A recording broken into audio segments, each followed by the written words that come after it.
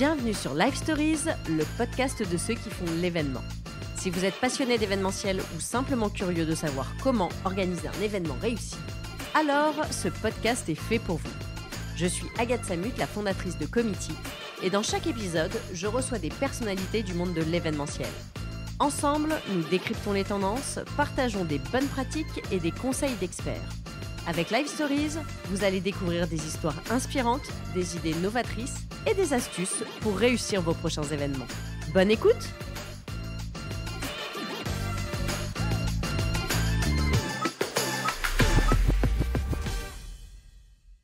Bonjour à tous, je suis ravie de vous retrouver aujourd'hui pour ce nouvel épisode de Life Stories et j'accueille aujourd'hui Myriam Lessy, qui est fondatrice de Regency Limo Coach. Bonjour Myriam. Bonjour Agathe. Alors aujourd'hui, on va parler d'un sujet, moi, qui me tient particulièrement à cœur, et je crois que c'est pareil pour toi, puisqu'on va évoquer la transition écologique de la filière événementielle. Mais avant de rentrer dans le vif du sujet, j'aimerais bien déjà que tu te présentes, parce qu'il y en a forcément certains qui te connaissent, hein, tu es quelqu'un de connu du milieu, donc tu vas avoir des gens qui t'écoutent et qui te connaissent, mais il y en a forcément qui n'ont pas encore entendu parler de toi. Donc c'est ça que je voudrais savoir, c'est que tu puisses nous dire un peu qui tu es. Effectivement, je suis fondatrice de Regency Limo Coach, donc pour le transport événementiel. D'accord. Connu pour ça. On va dire que 80% de notre clientèle, ce sont des agences événementielles et 20%, ce sont des industriels qu'on suit toute l'année. D'accord. J'ai commencé dans ce métier en 98. Je pense que c'est une date qui parle à tout le monde, en tout cas aux vieux. Ça nous rappelle un petit quelque chose.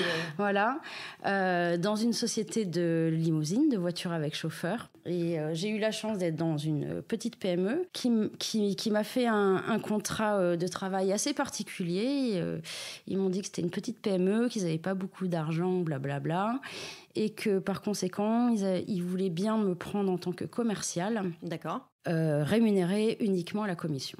Après en avoir discuté en famille, on a dit ok, top là on y va. On tente le coup. On tente le coup, j'avais des enfants, ça me donnait une liberté. C'était peut-être le début du télétravail d'ailleurs. Ouais. Et voilà, on a tenté le coup et cette société avait quand même une clientèle qui était assez formidable. Donc ils avaient le ministère des Affaires étrangères, l'ambassade des États-Unis, l'ambassade du Canada, des gros industriels comme Alcatel par exemple. Et du coup, quand je suis arrivée, j'ai fait un truc très simple. Je me suis dit, je vais essayer de comprendre ce métier. Donc, je vais me fondre avec l'équipe. Donc, l'équipe opérationnelle à l'exploitation, les agents de planning, le directeur commercial, évidemment, que je suivais partout, et les chauffeurs. Et pendant les 6 premiers mois, mais c'était assez formidable, puisque j'ai commencé avec la Coupe du Monde de foot. Donc, c'était l'événementiel. C'est pas mal pour commencer pur, directement. Sympa. Donc, j'ai suivi un peu toutes les équipes partout. Et en fait, quelque part, j'ai commencé par faire de la coordination directement. Et je suis très rapidement entrée en lien avec les clients pour mettre en place les chauffeurs, les aider, etc. Et avec le ministère des Affaires étrangères, j'ai fait beaucoup de sommets où on partait avec une 50aine de chauffeurs. Donc, à l'époque, on n'était pas très RSE puisqu'on partait en convoi depuis Paris jusqu'à Biarritz, Marseille, Nice et j'en passe. Et oui. Et c'était il y a longtemps. C'était il y a longtemps, ça se on faisait. va dire. Moi, de toute façon, je pense que depuis que j'ai commencé dans ce métier, mon bilan carbone est assez catastrophique. Du coup, mais on va en parler. Donc voilà. Et donc, je me suis retrouvée dans des missions très protocolaires. Et je pense que ça a été une expérience qui joue encore aujourd'hui pour moi dans ma manière de fonctionner. C'est que cette manière de préparer tous les événements, toutes les arrivées des hautes personnalités, des ministres, des présidents, ils le préparent en amont, de manière très minutieuse, avec énormément de parties prenantes. Et tout est étudié de A à Z pour que le jour du déroulement des événements, tout le monde sache ce qu'il a à faire, comment il doit... tu as cette approche très protocolaire pour le coup. Cette approche très protocolaire. Et puis, quelques années après, j'ai eu la chance aussi, via des agences, de faire, en 2008 d'ailleurs, la présidence française de l'Union européenne. Donc, j'ai fait pas mal de réunions. Et dans ces réunions-là, il n'y avait pas de service protocolaire. Et du coup, j'étais en lien direct avec les préfectures, police, gendarmerie. Et ils m'ont même laissé organiser tout ce qu'on appelle les cortèges. Donc, ce qui m'a donné encore plus d'expérience à ce niveau-là. Donc, aujourd'hui, c'est vrai que chez Regency, on part de cette expérience-là sur chaque dossier. On prépare tout en amont pour être certain que tout se passe bien le jour J, qu'on n'ait plus qu'à gérer les impondérables. Ce qui nous plaît dans ce métier d'ailleurs. Exactement, c'est tout bien préparé pour que le jour J, il y ait juste les impondérables à gérer. Exactement, et qu'on trouve des solutions immédiatement. D'accord, mais du coup, alors comment t'en arrives à monter une boîte dans ce milieu-là? Voilà, j'ai eu la chance d'avoir une agence qui m'a fait confiance sur un énorme événement qui n'était pas protocolaire, mais où ça représentait quand même plus de 80 véhicules avec chauffeur, avec visite de l'Élysée, Matignon et compagnie. Et de tout ce que j'avais appris, je l'ai ressorti sur j'avais 27 ans. Je l'ai ressorti sur cet événement qui a été un énorme succès. Et du coup, moi, j'avais ma clientèle, mais la société dans laquelle j'étais était mal gérée. Voilà, problème de trésorerie énorme, j'en passe. Et du coup, voilà, elle a fermé. En général, oui, les problèmes de trésor, ça sent pas très bon pour la suite. Exactement. Donc, j'avais pas l'âme d'être un entrepreneur. Clairement, c'était pas dans mon cursus. C'était pas ta première intention. C'était pas ma première intention. J'ai pas d'entrepreneur autour de moi dans ma famille. D'accord. Donc voilà, toute la clientèle a été transférée dans une autre société de limousine, dans lequel je ne me suis absolument pas plu. Je partageais aucune de leurs valeurs. J'y suis restée 3 mois. Et je suis partie avec toujours cet état d'esprit qui est le mien pour ceux qui me connaissent. Ma liberté n'a pas de prix. Donc voilà, j'ai repris mon sac et je suis partie. Et puis là... C'est les fris de l'événementiel qui m'ont dit non, mais nous, on veut absolument que... Fais-nous confiance, monte ta structure et nous, on va te suivre. Ça a commencé par la demande. Et tu t'es dit, fallait y répondre. Mais voilà, femme, épouse, 3 enfants, compliqué pour moi à prendre comme décision. Dans un métier où on travaille 7 jours sur 7 quand même, il faut être tout à fait honnête, ça ne s'arrête pas. Surtout nous, dans la voiture avec chauffeur. J'ai réfléchi, je me suis dit, d'accord, mais il faut que je trouve un associé homme. D'accord. Qui pourra, lui, comme tous les hommes, ne pas aller à l'école à 16h30 chercher les enfants et compagnie. Ça me donnait plus de souplesse et je me sentais plus forte à 2 que tout seul. Donc voilà comment ça s'est passé. Je me suis dit... je peux quand même y aller. Je peux quand même y aller. Je peux le faire. Je peux surtout partager les mêmes valeurs avec moi-même. Compliqué quand on a un peu de succès, moi je suis plutôt en mode projet, et quand on a un peu de succès, y a l'argent qui arrive un peu dans la société. Et là, les esprits s'échauffent et les projets ne sont pas les mêmes et les visions ne sont pas les mêmes. Elles ne correspondent pas forcément à mes valeurs. Voilà, moi, peut-être que mon côté femme, c'est un côté un peu prudente. Et pour moi, il est très important de construire avant de se servir et surtout faire en sorte que tout le monde soit bien. Et notamment moi, en tant que chef d'entreprise, que je puisse bien dormir avec une trésorerie qui fait que je peux voir l'avenir tranquillement et aller sur des projets.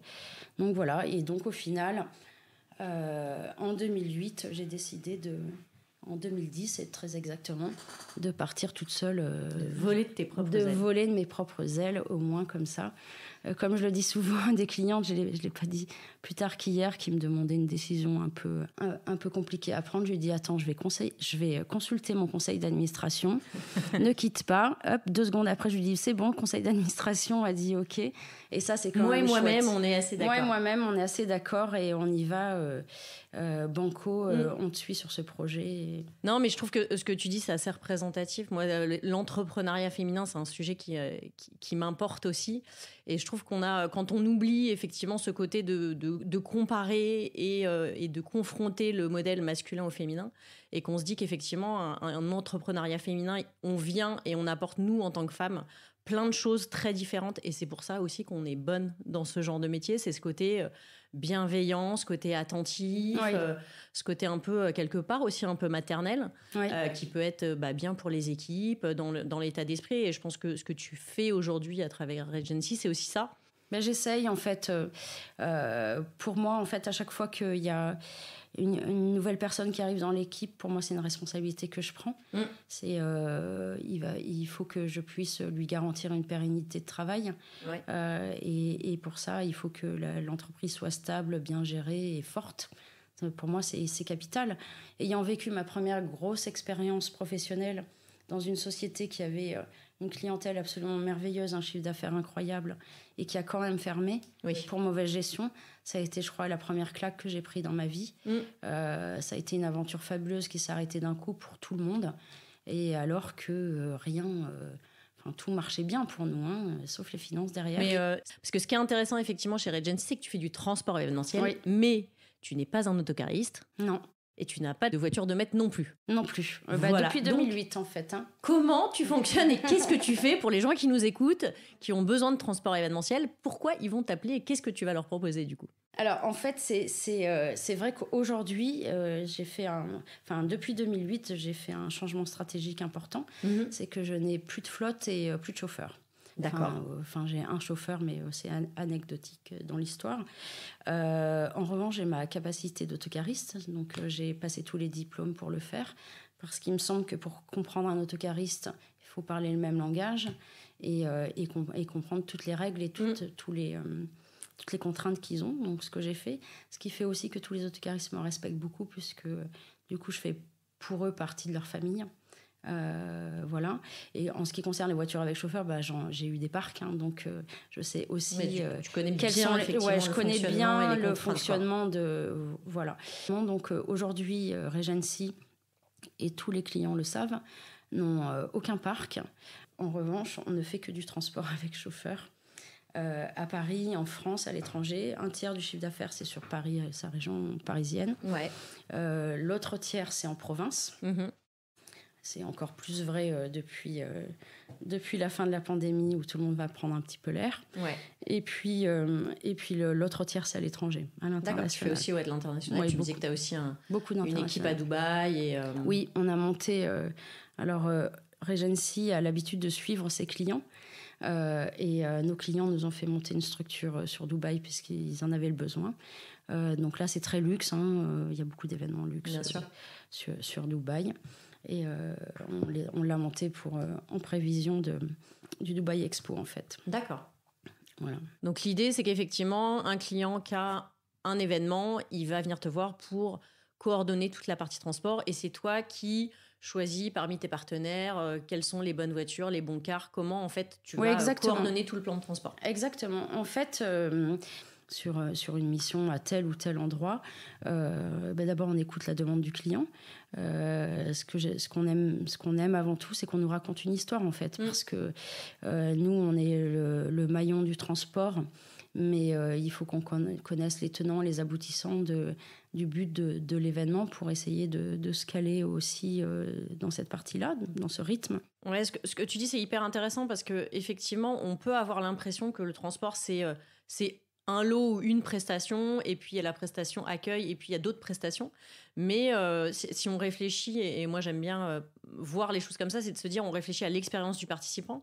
Et en fait, quand vous êtes le premier contact à l'aéroport, ça donne une note aussi sur la manière dont le séjour va commencer et ce qu'ils vont vivre. Donc à partir du moment où on est bien accueilli, on a un chauffeur qui est là, un chauffeur qui est sympa et qui va nous déposer comme il faut au bon endroit, du coup, tout de suite, on met aussi le participant dans un bon mood pour qu'il soit capable d'apprécier la suite. Exactement. En fait, on a une énorme responsabilité parce qu'on est les premiers à accueillir le participant et les derniers aussi.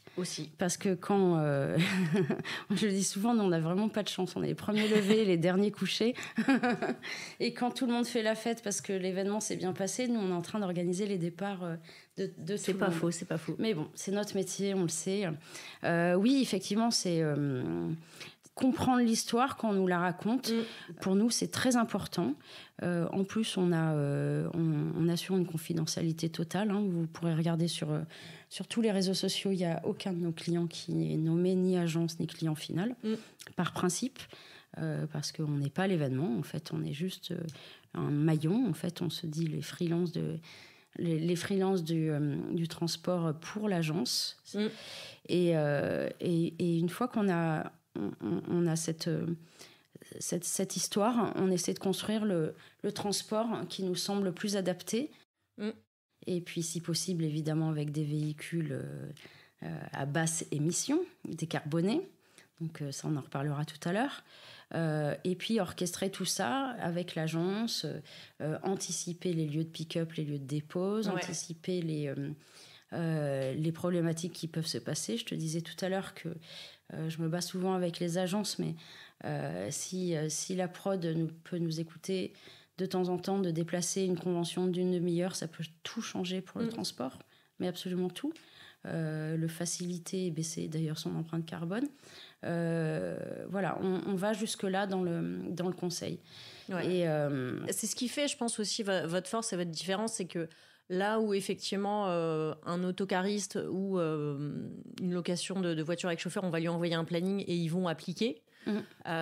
Toi, l'idée, c'est que justement, tu as cette vision un peu globale et tu peux essayer d'orienter, de conseiller, de donner un peu des bonnes pratiques. Et puis, c'est pour ça que je suis là aussi aujourd'hui. C'est que tu nous partages un peu des tips sur comment on fait du transport et plus spécifiquement du transport responsable. Parce que c'est effectivement un des sujets sur lesquels tu t'es engagé très fortement là, depuis 2 ans. Si on réfléchit un peu à l'impact carbone des événements, on sait que 80% est lié au transport des hommes et du matériel. Donc forcément, à partir du moment où il faut commencer à s'actionner et se mettre en mouvement là-dessus, la question du transport, comment on va limiter son impact carbone, ça rentre en compte. Et donc, c'est aussi pour ça que ça m'intéressait de venir en discuter avec toi aujourd'hui, en sachant que toi, c'est un sujet sur lequel tu as vraiment creusé et travaillé, puisque vous avez sorti il y a quelques semaines un livre blanc qui s'appelle « Transport événementiel de personnes vers une mobilité plus respectueuse ». Et donc, quel était ton souhait, ton envie à travers tout ce travail? Parce que je sais qu'un livre blanc, c'est lourd, c'est long à produire. Donc, pourquoi tu t'es lancée là-dedans? Parce que je suis folle. Non, je plaisante.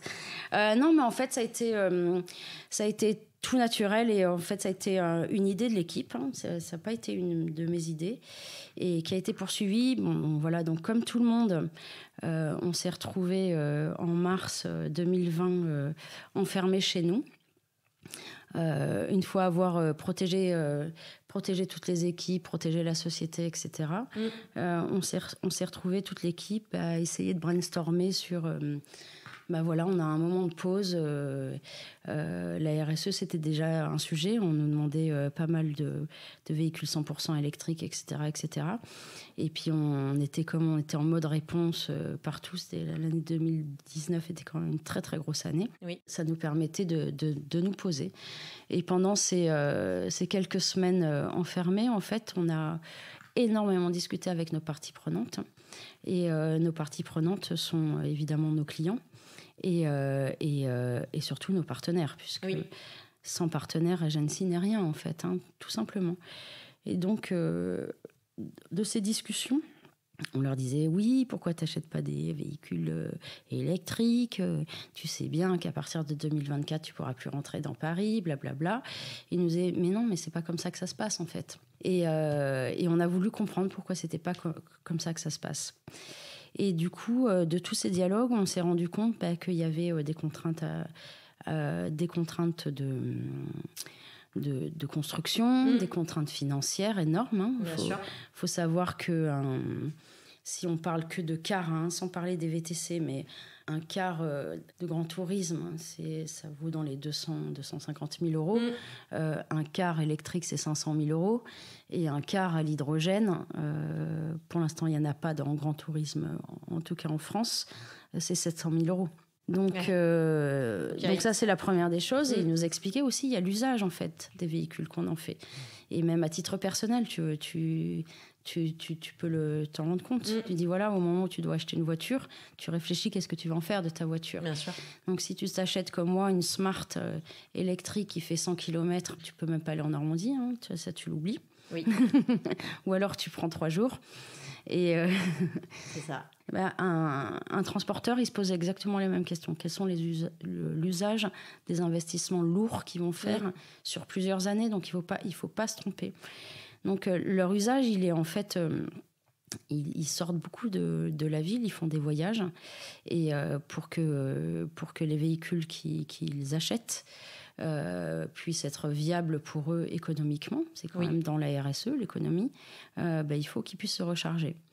Et dans un temps qui soit assez limité. Oui. Et ça, aujourd'hui, même s'il y a d'énormes progrès qui sont en cours, aujourd'hui, ça, c'est compliqué. Voilà. On n'est pas sur un bus urbain qui fait son trajet et où tout est calculé. Du coup, aujourd'hui, là, sur du transport événementiel, qu'est-ce qu'on a comme option si on veut, en termes de véhicules pour le moment, qu'est-ce qu'on a comme possibilité pour limiter l'impact de son plan de transport ? Donc déjà, en ce qui concerne Paris, il existe effectivement en VTC, il existe les vannes Mercedes EQV. Donc là, tout le monde commence plus ou moins à s'équiper. Nous, par exemple, sur Paris, en chiffre d'affaires VTC, en VTC, on est à 100% électrique. D'accord. Donc ça, on a atteint notre objectif. Donc l'année dernière, on a fait 500 événements et on a fait quand même 100 missions à faible émission. Okay. Et dans les 100 missions, il y en a 66 à 0. Ça veut dire qu'on était tout électrique. Donc ça, c'est plutôt un succès. Sur du van dans Paris. Oui, ça c'est possible. Ça, faut y aller. On peut faire du transport zéro impact. Sur les berlines, classe E, classe S, etc., aujourd'hui, tout le monde n'est pas... on n'est pas très près, en fait. Okay. Donc, après, on passe sur de la Tesla, mais elles sont quand même en nombre limité. Les coûts sont chers. Bon, voilà. Nous, on conseille, suivant les événements, pareil, quand on nous a raconté l'histoire, on conseille de passer tout le monde en EQV et le confort à bord et le véhicule est plutôt prestige, donc tout va bien. Après, en minibus, il n'y a aucune solution green aujourd'hui. Okay. Nulle part. Donc, on est sur du Sprinter. En revanche, ce sont des véhicules neufs, Euro 6, etc. La semaine dernière, j'étais avec un de nos partenaires qui me racontait que, en fait, le problème, c'est que si un minibus est électrique, donc il va avoir des batteries, donc il va être très lourd. Et donc, il aura très peu d'autonomie. Donc, c'est ça. Aujourd'hui, il n'y a pas vraiment de solution viable à ce niveau-là.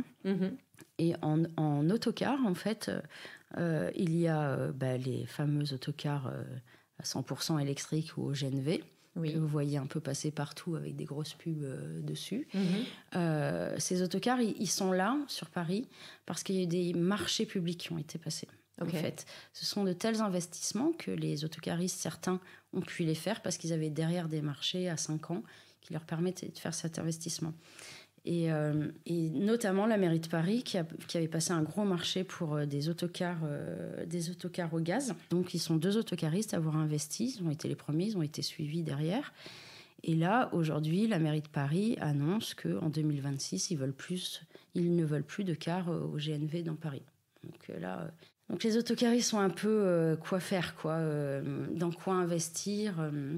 Il y a MAN, par exemple, qui sort des véhicules aux baissantes et biocarburants. Oui. Donc ils ont obtenu d'Emmanuel Macron l'année dernière que les véhicules baissants exclusifs, c'est-à-dire où on ne peut pas mélanger du diesel dedans. Donc uniquement biocarburant. Voilà, soit critère 1. Et là, ça vient d'être cassé. La décision vient d'être remise en cause. Donc, plus personne sait. Donc, en fait, aujourd'hui, les autocaristes, ils attendent une solution qui soit viable pour eux pour faire du kilométrage et avoir de l'autonomie. Et ils attendent les infrastructures pour pouvoir le faire, tout simplement. Donc, on nous demande beaucoup d'autocars green qui ne sont pas très confort, hein, puisqu'ils sont tous sur le même modèle, qui sont mixtes entre scolaire et tourisme, sans soute à bagages, hein, aussi, il ne faut pas l'oublier. On n'a pas vraiment de solution. En revanche, donc en province, il n'y a pas, à part des biocarburants, aujourd'hui, il n'y a quasiment aucune offre. Il y a peu d'offres, ouais. Très peu d'offres. En revanche, c'est vrai que la RSE, ce n'est pas que ça, en fait, pour moi. Et c'est pour ça aussi qu'on a écrit ce livre blanc, parce que il y a effectivement toutes les villes qui mettent des zones à faible émission, et c'est très bien, en fait, pour la santé de tout le monde. On est tous d'accord là-dessus. Il y a quand même une urgence pour eux à avoir un parc à faible émission. C'est certain. Il y a aussi les agences, les événements, les personnes qui poussent aussi à avoir une mobilité décarbonée. Tout à fait. Donc ça, c'est important. Les grands événements qui arrivent aussi sont fort porteurs de sens là-dessus. Il y a je pense que globalement, sur la filière événementielle, il y a une envie.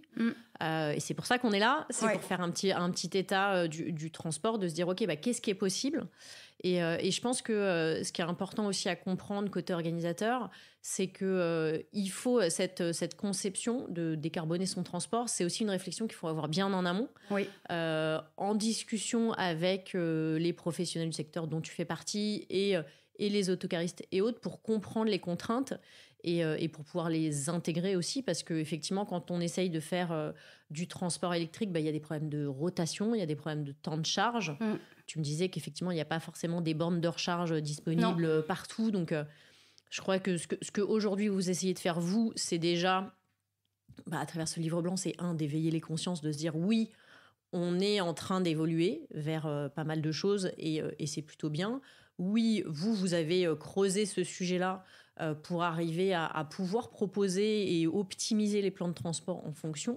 Mais effectivement, côté organisateur, c'est vrai qu'il y a aussi des problématiques. C'est ce que tu évoques, hein, de bus électriques, mais qui n'ont pas forcément de soute, des problèmes de stations de recharge. Enfin, voilà, il y a quand même des contraintes qu'il faut prendre en compte. Et c'est d'essayer de faire le mieux possible avec aujourd'hui ce qui est disponible, je crois. Voilà, exactement. Et en plus, nous, du coup, on a quand même un rôle d'influenceur vis-à-vis de nos partenaires, puisqu'on a un gros acheteur, hein, clairement. C'est d'essayer d'aller, pour eux, aller chercher l'information sur le besoin pour qu'eux investissent dans les bonnes solutions. Et donc, à travers ce livre blanc, on a aussi voulu qu'on a ouvert à tout le monde. Hein. C'est un travail de plus d'1 année. Qu'on a voulu ouvrir à tout public, parce qu'on ne va pas y arriver tout seul non plus, hein, c'est du collectif, cette histoire. Tout à fait. On a voulu non seulement éveiller les consciences, mais aussi que tout le monde participe à cet effort. Il faut savoir de quoi on parle, en fait. Bien sûr. Et par exemple, les autocaristes, pour eux, la RSE, ça leur fait très très peur. Donc il y en a qui préfèrent dire « Ah oui, tu veux du électrique ?» Non, je suis pas RSE. Mais si, tu es très RSE, parce que regarde, tu as égalité homme-femme chez toi. Regarde, tu as des véhicules qui ont moins de 5 ans. Regarde, tu as un chef de parc qui entretient hyper bien tes véhicules. Regarde, tu as une station de lavage sans eau. Bon, ça c'est pas encore vraiment ça. C'est en cours. Mais c'est en cours, mais ça fait partie de la RSE. Bien Regarde, sûr. tes pneus, tu as des pneus à basse émission. Ça, c'est RSE, ça compte énormément. Et là, tu lui dis, mais en revanche, vous avez un outil, vous les autocaristes, qui est quand même assez simple à utiliser, qui est l'objectif CO2. L'objectif CO2 de l'ADEME. C'est quoi l'objectif CO2 ? C'est de vous aider déjà à vous dire, fais un bilan carbone. Commence par faire ton bilan carbone pour savoir où tu en es. Tout à fait. Et tu poses les choses, et à partir de là, tu essaies de progresser. Et là, tu étudies tous les postes. Et ça, c'est ce qu'on appelle l'éco-conduite. Donc nous, notre but, c'est avec nos partenaires, de s'asseoir avec eux. Ils n'ont pas forcément les ressources pour le faire, et on les aide à le faire avec eux, parce que nous, on a besoin de ce bilan carbone. Aujourd'hui, c'est un bilan carbone qui n'est pas certifié. C'est que tel véhicule, ça consomme tant en litres. Alors eux, ils ont la consommation globale puisqu'ils ont leur facture de carburant, évidemment. Et nous, ce qu'on voudrait faire avec eux, c'est les pousser à l'éco-conduite. Il faut savoir qu'aujourd'hui, toutes les centres de formation sont pleins. Donc, avant d'avoir un cours d'éco-conduite, il faut attendre je ne sais pas combien de temps. Ça, c'est aussi un des problèmes actuels. Donc nous, on essaie de leur donner des cours d'éco-conduite et on essaie de leur trouver des solutions innovantes. Et la solution qu'on a trouvée, qui est fiable, puisqu'ils ont déjà énormément de clients, ils baissent à peu près de 40% leur consommation de carburant. D'accord. Okay. Quel que soit le véhicule. Okay. Donc c'est colossal. Ouais, et l'idée, c'est de récompenser le chauffeur. D'accord, d'intégrer pour lui une bonne action. Oui, exactement. En fait, il faut que les mentalités changent, tout simplement. Non, mais je suis d'accord avec toi, il ne faut pas se focaliser sur le côté impact carbone. C'est juste, je veux que du véhicule électrique, biocarburant et hydrogène, pourquoi pas, par la suite. Mais justement, avoir une vision RSE beaucoup plus large. Oui. Et je suis d'accord avec toi qu'il y a plein de leviers sur lesquels on peut jouer. Il y a plein de leviers sur lesquels on peut jouer et sur lesquels ils jouent, mais sans le savoir, en fait. Et donc, c'est essayer de mettre en valeur aussi leur valeur, parce qu'ils en ont, ils n'arrivent juste pas à mettre des mots dessus ou l'écrire. Et ce livre blanc, il a été conçu aussi parce que, par ailleurs, je conseille aussi des agences sur des événements qui sont récurrents, connus, internationaux, etc. Je le fais dans l'ombre, évidemment, où les questions, évidemment, sur ces gros événements qui, en général, sont audités pour leur ISO 20121. Et j'ai travaillé pendant 2 ans sur un gros événement avec beaucoup de chauffeurs, beaucoup de véhicules, où le transport était vraiment montré du doigt et trouver toutes les solutions qu'il pouvait y avoir. Et justement, par exemple, quand tu parles de bornes, un constructeur fournit sur cet événement 200 véhicules. Sur les 200 véhicules, il y a au moins 150 véhicules électriques. Sauf qu'il n'y a pas la capacité pour les recharger sur place. Et il y a quand même du kilométrage à faire. Et le constructeur vient avec des containers pour recharger les véhicules. C'est aussi une des solutions. Après, on peut se poser la question, on fait venir des conteneurs. À quel moment on compte le vrai bilan carbone ? Est-ce qu'on le compte sur le dernier kilomètre ou est-ce qu'on le compte en global ? Mais en tout cas, l'idée, l'effort est là. Et en revanche, pour le confort pendant l'événement, de tous les riverains, il est colossal. Il n'y a plus de bruit, il n'y a plus d'odeur. Ouais, c'est ça, je pense qu'il ne faut pas minimiser l'action. Il ne faut pas minimiser. Et quand on dit qu'on prépare les plannings avec les pick-up et les drop-off, etc., le ventousage quand il le faut parce que la place n'est pas suffisante, la seule idée, c'était la sécurité, évidemment, et surtout d'éviter de gêner les riverains, de congestionner encore plus la circulation. Et ça, c'est hyper important. Ça, c'est éco-responsable. Et je trouve que depuis quelques temps, là, et j'en suis vraiment ravie, il y a un changement de comportement, je le vois dans les demandes. Oui. Les agences et les clients derrière sont très à l'écoute.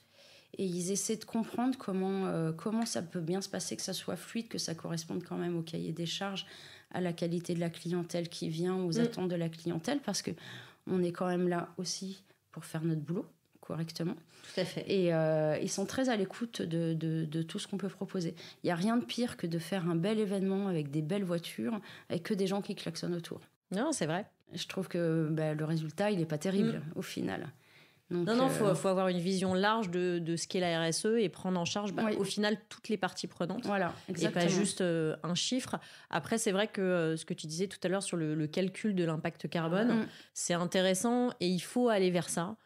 Commencer à rentrer dans cette approche plus concrète, plus chiffrée, pour savoir d'où l'on part et pouvoir rentrer un peu dans cette démarche d'amélioration continue, de se dire, voilà, à l'année 0, on était à temps, qu'est-ce qu'on va faire évoluer petit à petit en fonction de ses possibilités, en fonction de son budget, en fonction aussi des contraintes qu'on vient d'évoquer qui sont des contraintes structurelles, de véhicules, de recharge, de contraintes. Oui. Mais il faut rentrer dans cette démarche-là. Et commencer par là. Et c'est vrai que moi, j'encourage tous ceux qui nous écoutent à regarder ton livre blanc parce qu'il y a plein d'infos hyper intéressantes sur ce qui est possible, ce qui ne l'est pas aussi. Il y a une partie sur les véhicules de demain et la manière dont ça évolue. Donc, j'ai vu qu'il y avait des taxis volants pour les JO. Ouais, écoute, donc, on attend les taxis volants des JO. Avec impatience. Ça va être quelque chose, à mon avis. Mais voilà, je trouve que c'est bien d'avoir... des intervenants du métier de la filière, qui soient agences, clients, prestataires, boîtes de consulting qui se lancent dans ces analyses-là. Nous, on a fait à notre niveau aussi un guide de l'événement éco-responsable pour donner des billes pour essayer d'avancer et se projeter dans cette réflexion. Si on se projette, justement, on parlait Paris 2024 et autres, qu'est-ce que toi, ça serait ton souhait pour l'évolution de ton métier, du transport événementiel ou de l'événementiel globalement sur les années à venir? Écoute, déjà, moi, j'aimerais bien qu'il y ait plein de chauffeurs. Parce qu'on a quand même un sujet aujourd'hui, c'est la pénurie des conducteurs. D'accord. Que ce soit en VTC ou en autocar, ça c'est un vrai sujet. Donc bon, voilà. Ça interroge, je pense qu'on en a entendu parler un petit peu dans les médias sur la question. On parlait surtout des agents de sécurité parce qu'ils ne sont pas encore arrivés au transport, mais sur le fait de dire est-ce qu'on va annuler les festivals pendant l'été 2024 parce qu'il n'y aura pas assez de personnel. Cette question, elle peut aussi se poser sur les événements corporate du mois de juin, peut-être début juillet, toute la préparation. Est-ce que ça peut impacter? Donc, on note des chauffeurs. Voilà, il nous faut des chauffeurs heureux. OK. Ça, c'est pas mal. Donc, il faut tenir compte aussi. Souvent, toi, tu étais à la prod, tu connais bien ça. Tout à fait. Donc, on a accès au catering, mais rarement les chauffeurs, par exemple. Voilà, faites un petit geste. C'est un petit geste, mais qui est tellement bienveillant et qui change ensuite toute la donne. J'avais une dirloc qui m'a dit oui, je sais. Donc, je viens avec le café, le croissant demain matin et ça sera super. Tout le monde sera de bonne humeur et mon chauffeur va bien conduire. C'est comme ça que ça marche. C'est un humain. Moi, je sais que sur les équipes techniques et les régies, il faut donner du café et de quoi manger à tout le monde. Mais c'est vrai que moi, c'est ce côté-là de l'événementiel que j'aime bien. C'est effectivement, on est une équipe. Et quand je parle d'équipe, c'est le client, l'agence, les prestataires, toute l'équipe, toutes les personnes qui sont là. Et si on travaille tous ensemble, c'est à ce moment-là qu'on arrive à régler tous les problèmes. Oui. Et c'est pas en se jetant la pierre. C'est plus effectivement si tout le monde passe un bon moment et est là pour la réussite de l'événement, quand il y aura des problématiques, et il y en a forcément. Il y en a forcément. C'est là qu'on arrive à régler toutes les problématiques qu'on peut avoir. Ouais. Et du coup, ça me fait penser à une anecdote que tu me racontais tout à l'heure, parce que moi j'aime bien les anecdotes. Justement, c'est quoi les grosses galères que tu as pu avoir et qui se sont bien finies? Parce qu'on veut entendre des fins heureuses. Alors, ça fait plus de 25 ans que je fais ce métier. Je pense que je pourrais écrire un livre avec les grosses galères. Évidemment, on sont toujours heureuses à la fin. Mais là, dernièrement, j'ai eu quand même le pompon en décembre. On avait une énorme mission au Louvre. Donc, on avait plus de 20 autocars dans le parking, une soirée. Et avec des rotations vers les hôtels, comme il était tard pour les ramener. Très RSE, on le fait parce qu'il n'y avait pas d'autre solution. Mais dès la première rotation, on a eu un souci. C'est qu'en sortant, Paprec avait eu la bonne idée de placer un container... juste à l'angle, une jolie benne qui nous empêchait de sortir du parking correctement, en tout cas facilement. Et là, j'avoue que l'agence a été bienveillante. Donc, le client final a été aussi bienveillant. Et puis, alors là, il y a eu une solidarité des chauffeurs qui n'étaient pas forcément des mêmes compagnies, qui a été incroyable. À chaque sortie d'autocar, pour que ça marche, il fallait qu'on monte sur une échelle, qu'on démonte les rétros pour qu'ils puissent tourner. Parce qu'ils n'arrivaient pas à tourner. Qu'ils n'arrivaient pas à tourner, il manquait 50 cm. C'était pas grand-chose. Mais du coup, ça fait la différence. Et là, on n'a vécu une soirée assez bienveillante, assez magique. Même les clients à bord, à chaque autocar qui sortait, il y avait tout le monde qui applaudissait. Et on travaille avec du matériel, on travaille avec des hommes. On a des contraintes de terrain maintenant qui sont quand même assez énormes, avec les vélos qui passent à droite, les interdictions de rue. Il faut savoir quand même que nous, les VTC et les autocars, on n'a pas le droit aux voies de bus. D'accord. Ça nous pose aussi un souci. La rue de Rivoli nous est interdite. Et j'arrive pas trop à comprendre la politique de la ville pour ça.